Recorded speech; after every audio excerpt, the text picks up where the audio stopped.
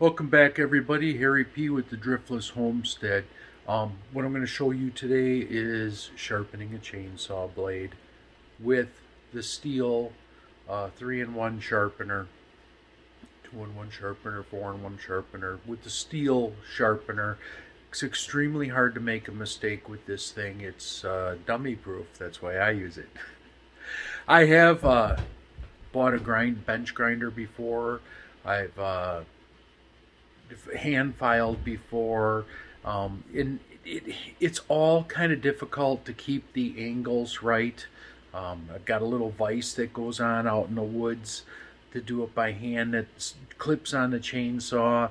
It's supposed to be easier. That's debatable.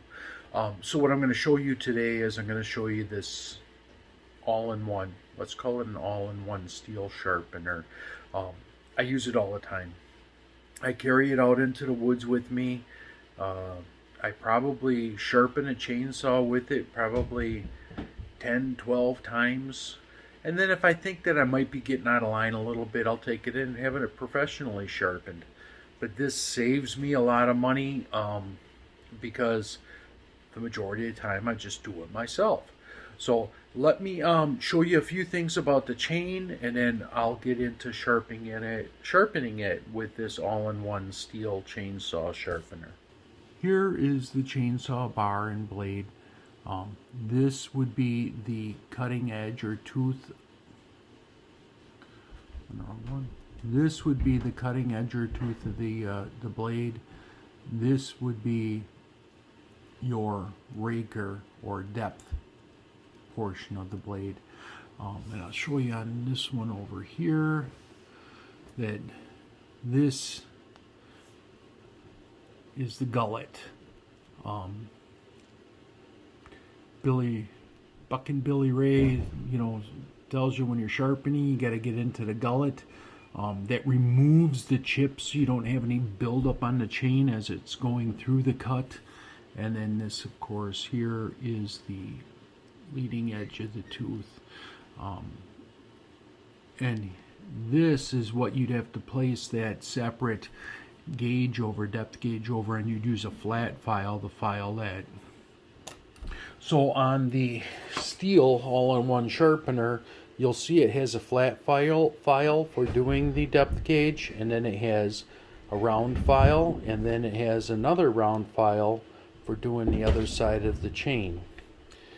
This tool has a couple of points I'd like to point out. One, it's hard to see here, but there is a mark to hold your angle. Here is a mark to hold your angle. Also, the plastic casing is actually at the same angle, so you could just draw it from one side of the plastic casing to the other side.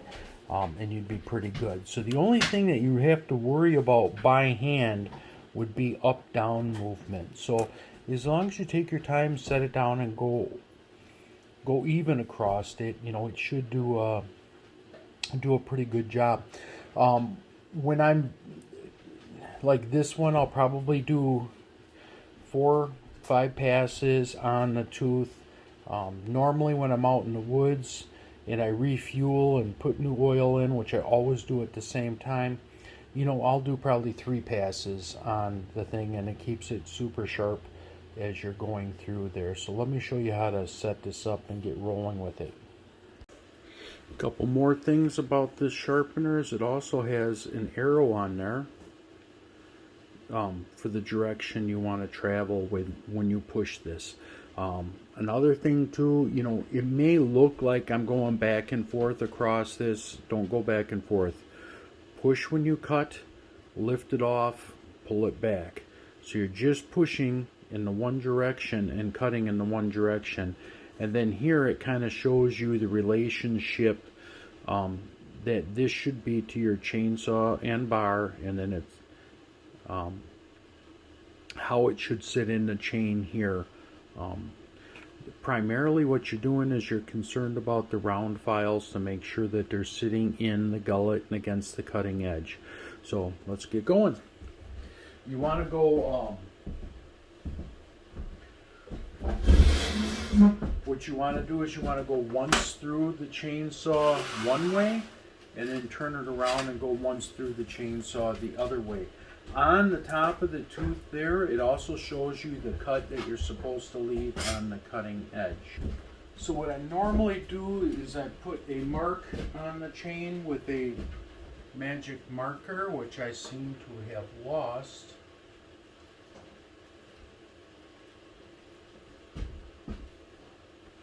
Sometimes these links will have a colored link so you can see it. There it is, right there. So that's going to be our starting point on this chain.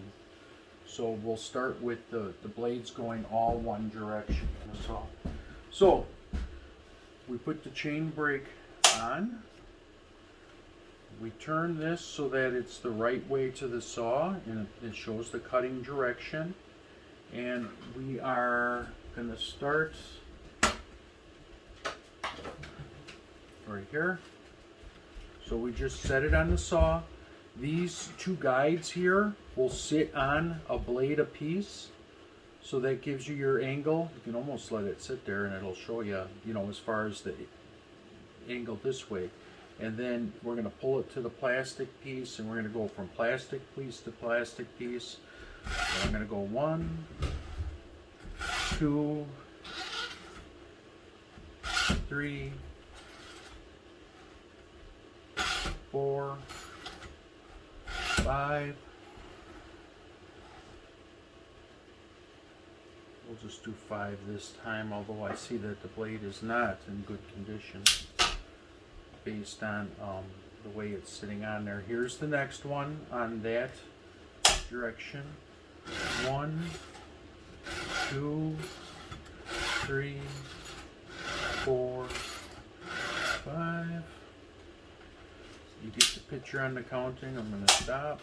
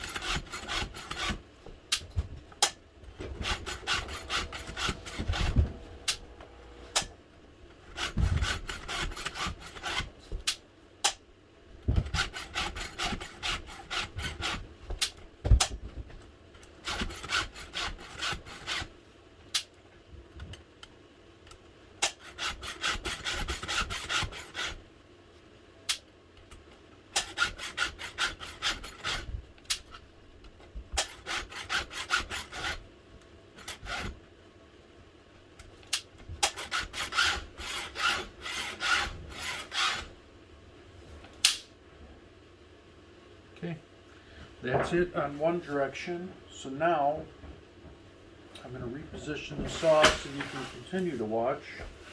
It's a little more difficult for me being right-handed. So now you set it up for the other side of the saw. And here it is. You match up the angle to the blade both ways, and then you've got the arrow showing you the direction you're supposed to travel.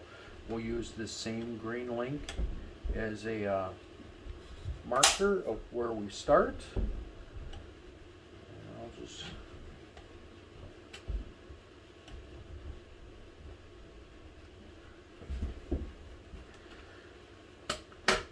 So when you buy a chain, you're going to notice that there's a blade on each side of the chain. One cuts one way and one cuts the other way as the blade goes through. But sometimes, because of the way the links fall, you'll end up skipping a couple of links and you'll end up with a big gap, which you'll have to hold this manually when you do that, because you can't rest on the tooth in front of it to give you that gauge of where you're supposed to be.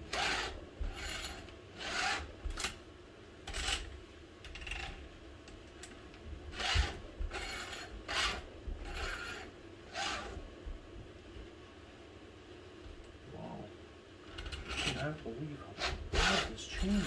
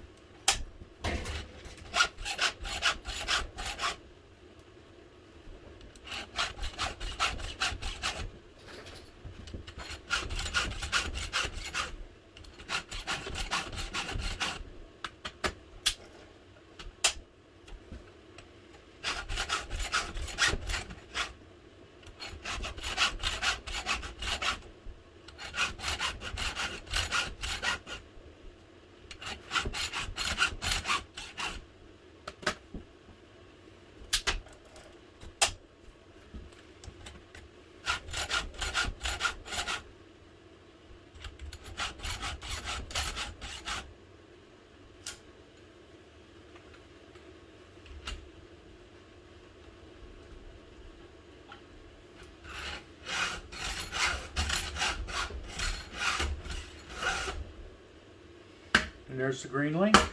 This chain is done.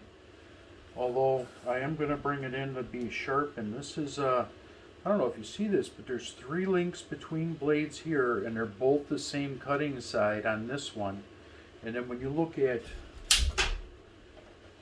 this, there's only 1 link between the 2 blades. 1 link between the 2 blades. Here's 2 links, 1 link, 2 links. So, I don't know who made this saw or who sharpened it or who broke it and put it back together, but it's not right. So we're going to I'm going to buy a new blade for this saw when I drive past the Stihl dealer a little while later. So I'll go out and use it today just to continue breaking it in. As you can see, it does need to be adjusted, and I'll do that now before it leaves the table. And then I'm going to bring up the I'm going to sharpen the MS362. So, thanks for showing up, and please, I beg you, hit that subscribe button. It's the only way we can continue to bring you content, and then hit that thumbs up. Tell me what your experiences are with sharpening chainsaws. Tell me what your experiences are if you've tried one of these and failed, or whether you do it by hand, or whether you do it with the bench grinder, or some jig, or you bring them in every time and pay whatever it is. I don't even know what the price is to get it sharpened by a professional, because I haven't done it in a long time.